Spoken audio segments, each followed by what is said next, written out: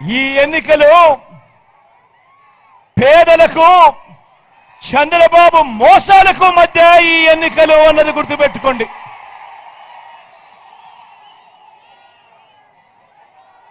ఇవి కేవలం ఎమ్మెల్యేలను ఎంపీలను ఎన్నుకునేందుకు మాత్రమే జరుగుతా ఉన్న ఎన్నికలు కావు. ఈ ఎన్నికలు రాబోయే 5 ఏళ్లలో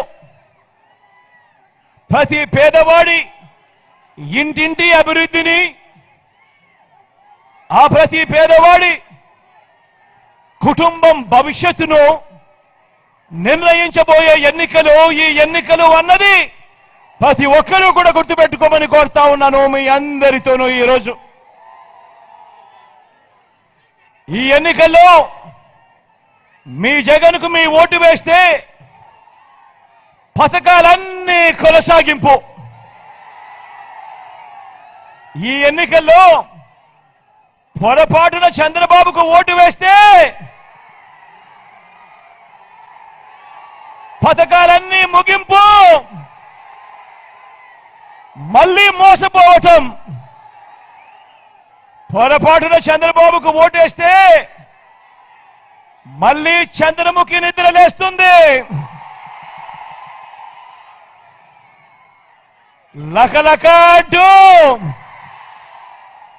మీ రక్తం తాగేందుకు మరో 5 ఏళ్లు మీ ఇంటి తలుపులు కొడుతుంది.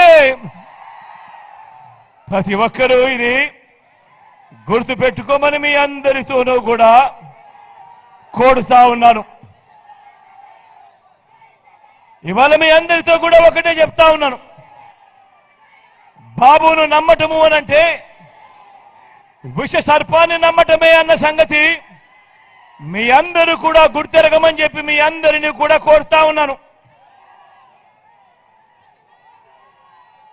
మేనిఫెస్టోలో చెప్పిన ఏ ఒక్కటి చేయకపోవడం, తాను మొదటి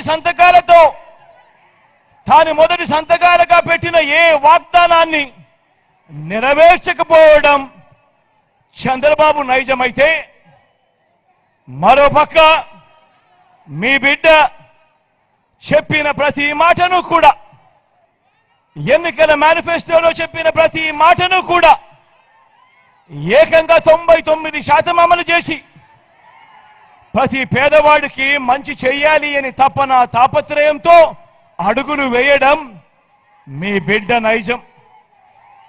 తేడా గమనించమని చెప్పి మీ అందరినీ కోరుతా ఉన్నా.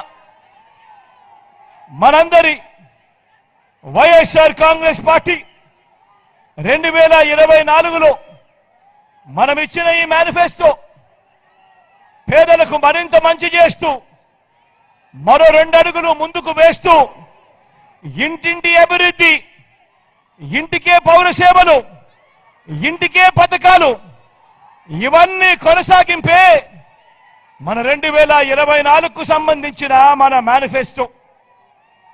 మీరంతా చూస్తా ఉన్నారు.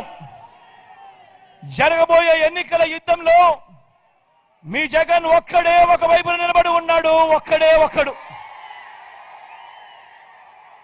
మీ అందరికీ ఇంటింటికి మంచి చేసిన మీ బిడ్డ ఒక్కడే ఒకవైపున ఉన్నాడు. మరోవైపున కూటమిగా ఇదే మోసాల చంద్రబాబు, ఇదే దత్తపుత్రుడు, ఇదే బీజేపీ, ఇదే ఈనాడు, ఇదే ఆంధ్రజ్యోతి, ఇదే టీవీ5, వీరందరి కుట్రలు కుతంత్రాలు, వీరందరి అబద్ధాలు, వీరందరి మోసాలు, వీరికి తోడు నోటాకొచ్చినన్ని ఓట్లు కూడా రాని ఓ చంద్రబాబు కాంగ్రెస్, వీరంతా కూడా జగన్ను ఓడించాలని,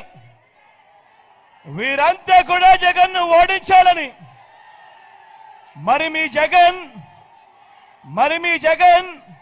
పేదల్ని గెలిపించాలని 5 ఏళ్ల క్రితం ప్రారంభమైన పేదలందరి ఇంటింటి అభివృద్ధి ప్రయాణాన్ని కొనసాగించాలని మీ జగన్